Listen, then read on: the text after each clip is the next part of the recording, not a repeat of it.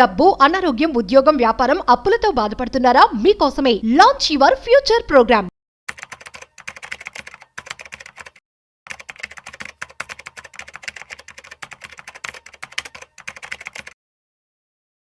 America అధ్యక్షుడు Donald Trump ప్రతిష్టాత్మకంగా తీసుకొచ్చేటువంటి bill one big beautiful bill. అసలు ఇది ఏంటి, ఎందుకు ట్యాక్స్ సంబంధించి వాళ్ళు తగ్గించి స్కీమ్స్ కూడా వాళ్ళు తగ్గించడం కూడా జరుగుతుందట. అసలు దీనికి సంబంధించినటువంటి పూర్తి సమాచారం ఇవాళ మనతో చెప్పడానికి సర్టిఫైడ్ ఫైనాన్షియల్ ప్లానర్ మాధవిరెడ్డి గారు ఉన్నారు. వారి మాటల్లో మరింత సమాచారం అడిగి తెలుసుకుందాం. హాయ్, హలో, నమస్తే, వెల్కమ్ టు సుమన్ టీవీ. నేను మీ Rajeev Pasupuleti. Let's start. Hi ma'am, నమస్తే. నమస్తే అండి ma'am. One big beautiful bill, పేరు భలే ఉంది actually.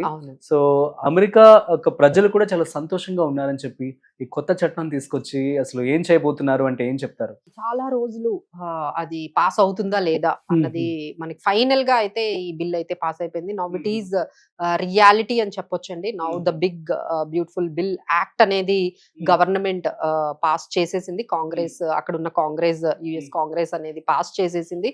Now it is reality. But it is what is all about మన ఇంపాక్ట్ మన ఇండియా మీద కానీ లేకపోతే వరల్డ్ ఎకానమీ మీద ఎలా ఉండబోతుందని చూసుకుంటే ఈ బిల్ మొత్తం వాల్యూ చూసుకుంటే 3.4 ట్రిలియన్ అండి. 3 అంటే ఇదంతా కూడా ట్యాక్సెస్ కి, స్పెండింగ్ కి సంబంధించిన దాదాపుగా ఒక 900 పేజీలకి సంబంధించిన బిల్ అన్నమాట. అది అందులో చాలా చాలా అంటే this will impact for decades. Okay, ఆ ఇంపాక్ట్ అనేది డెకేడ్స్ వరకు ఉంటుందండి. ఇప్పుడు యుఎస్ ఏంటంటే ఈ బిల్ వల్ల చాలా వరకు అంటే డెఫిసిట్ లోకి వెళ్ళిపోవచ్చు, డెఫిసిట్ లోకి వెళ్ళొచ్చు. ఇప్పటికే వాళ్ళకి దాదాపుగా 36 ట్రిలియన్ డెట్ ఉంది. ఇప్పుడు ఈ బిల్ వల్ల అదొక 55 ట్రిలియన్ డెట్ వెళ్ళిపోతుంది అని అనలిస్టులు చెప్తూ ఉన్నారు. దీన్ని వ్యతిరేకిస్తూ ఎలాన్ మస్క్ చాలా చేశారు, అది మనం అంతా కూడా చూసాము. ఇద్దరికి ఈ బిల్ గురించేనండి, ఎస్పెషల్లీ ఈ బిల్ గురించి ఆయన చాలా వరకు ఎగెనెస్ట్ గా ఉన్నారు. But he has move forward. ఆయన పక్కన పడేసి ఇక ఈయన ముందుకు వెళ్ళి ఈ బిల్ అయితే మొత్తానికి pass చేయించుకోగలిగారు.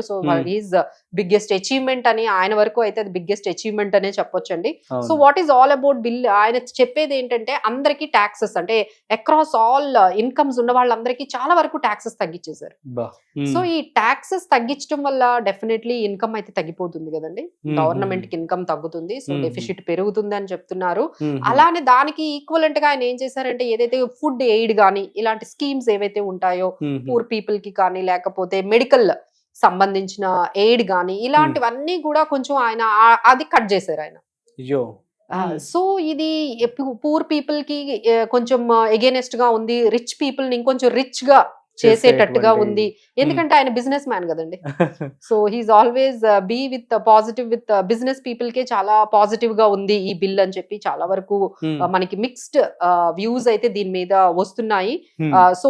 He's spending a lot, అంటే దీని ద్వారా ఆయన డిఫెన్స్ మీద చాలా స్పెండింగ్ పెంచారండి. డిఫెన్స్ స్పెండింగ్ పెంచేసుకున్నారు, టాక్సెస్ అన్నిటికీ తగ్గించేశారు. We have to see like ఈ ఏదైతే ఈ యుఎస్ ఎకానమీ ఉందో ఇది ఇక్కడ నుంచి ఎలా వెళ్ళబోతుంది. దాని వల్ల ఇప్పుడు వాళ్ళు ఏమంటున్నారంటే ఎకానమీ చాలా గ్రో అవుతుంది. అలానే ఈ టారిఫ్స్ ఏదైతే ఇప్పుడు ఇక్కడ ఈ ఇన్కమ్ అనేది తగ్గిపోయిందో టారిఫ్స్ ద్వారా నేను తీసుకొస్తాను అన్నదే ఆయన.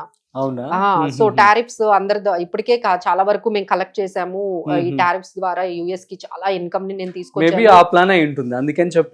ఈ టాక్సెస్ తగ్గించారు అనమాట. బట్ ఈ టారిఫ్స్ చేయడం వల్ల ఏమవుతుందంటే అక్కడ ఎన్ని జాబ్స్ ఉంటాయి, అక్కడ ఇండస్ట్రీస్ ఎన్ని సర్వైవ్ అవుతాయి, వాళ్ళకి ఇన్ఫ్లేషన్ ఎంత పెరుగుతుంది అనేది చాలా క్వశ్చన్ మార్క్స్ ఉన్నాయండి. ఇవన్నిటి వల్ల ఏమవుతుందంటే ఈ ఫెడ్ ఇంట్రెస్ట్ రేట్స్ కూడా దీని వల్లే, ఇప్పుడు ఎకానమీ బాగుంటుందని చెప్తున్నారు కదా, ఇంకెందుకు ఇంట్రెస్ట్ రేట్స్ తగ్గించాలి, ఒకవైపు ఇన్ఫ్లేషన్ పెరుగుతుంది, ఒకవైపు ఎకానమీ కూడా గ్రో అవుతుంది బికాస్ ఆఫ్ దిస్ బిల్ అన్నప్పుడు ఫెడ్ రేట్ ఇంట్రెస్ట్ ఎందుకు తగ్గించాలని ఆయన ఒకవైపు ఇంట్రెస్ట్ రేట్స్ తగ్గించకపోవచ్చు. So many dynamics are happening అండి. బట్ ఇదంతా ఏంటంటే ఐటీ కంపెనీస్ కి కొంచెం మంచి న్యూస్ అని చెప్పొచ్చండి. ఎందుకంటే స్పెండింగ్ అనేది ఇప్పుడు ఆయన చేస్తూ ఉన్నారు, అది ఐటీ కంపెనీస్ మీద కొంచెం మళ్ళీ స్పెండింగ్ అనేది స్టార్ట్ చేయొచ్చు. ఇది కొంచెం ఐటీ కంపెనీస్ కి పాజిటివ్ గా మనము తీసుకెళ్లొచ్చు.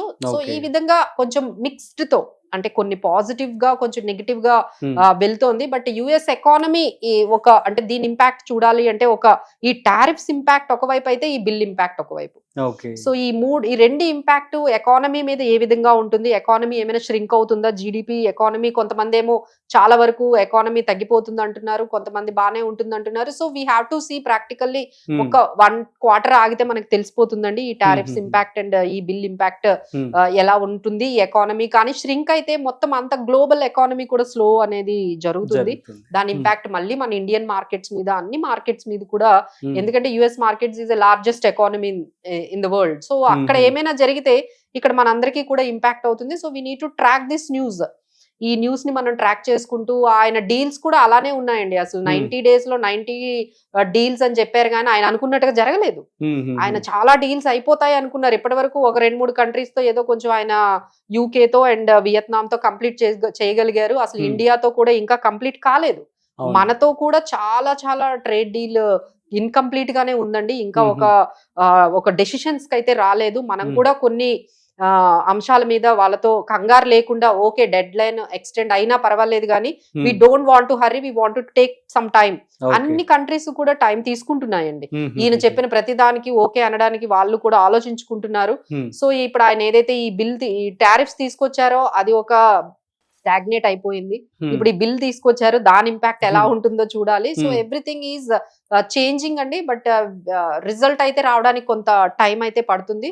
So every country is thinking ఈ టారిఫ్స్ గురించి ఆలోచిద్దామని చూస్తున్నారు. డెడ్ లైన్ అయితే already 9th July dead line అయిపోతుంది.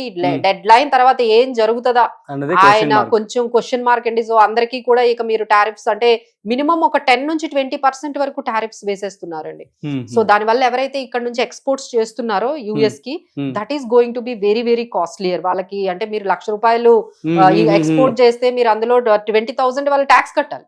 మేబీ ఆ విధంగా వాళ్ళకి ఇన్కమ్ వస్తుంది, మనకు అది చాలా మన ప్రాఫిట్స్ ని కట్ చేసుకోవాల్సి వస్తుంది. సో ఎంతవరకు ఇది మనకి ముందుకు వెళ్తాయి, ఎన్ని కంట్రీస్ వాళ్ళకి ఎక్స్పోర్ట్స్ చేస్తాయి, లేదు ఎక్స్పోర్ట్స్ చేయకుండా వేరే కంట్రీస్ కి వీళ్ళతో ఎందుకులే ఇక్కడ ఎక్స్పోర్ట్ చేయడం కన్నా వేరే మార్కెట్స్ వెతుక్కుంటారు అని చెప్పి వెతుక్కోవచ్చు. సో ఇలాంటి సిచ్యువేషన్స్ అయితే జరుగుతూ ఉన్నాయండి. So everyone has to watch this entire scenario. 9th July తర్వాత ఏం జరగబోతుంది, ఆయన డెడ్ లైన్ ఎక్స్టెండ్ చేస్తారా, లేదు అంటే ఇక చాలు, ఇక మీరు అందరూ కూడా టారిఫ్స్ కట్టేయండి, ఇంకో డేట్ ఇచ్చేసి ఈ డేట్ నుంచి మీరు August 1st నుంచో ఎప్పటి నుంచో మీరు టారిఫ్స్ అనేవి స్టార్ట్ చేయండి అని కూడా చెప్పొచ్చు. సో దీన్ని బట్టి కూడా మార్కెట్స్ కొంచెం రెస్పాండ్ అయ్యే అవకాశం మనకి నెక్స్ట్ వీక్ లో ఉంది. ఓకే, మరి బిగ్ బ్యూటిఫుల్ బిల్ ని ఇండియాలో ప్రవేశపెడితే అసలు ఎలా ఉంటుంది అంటారు? ఏమైనా ఎగ్జంప్షన్ చేయగలరా?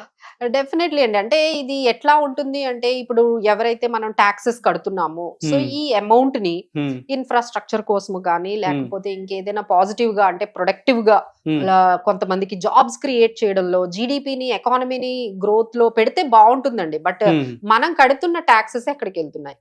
మనం కడుతున్న టాక్సెస్ అన్ని కూడా ఈ ఫ్రీ స్కీమ్స్ వాటికి వెళ్తూ ఉన్నాయి. అది కూడా కంప్లీట్ గా అందరికి ఎలిజిబుల్ వాళ్ళకే వెళ్తున్నాయి అంటే అది కూడా లేదండి.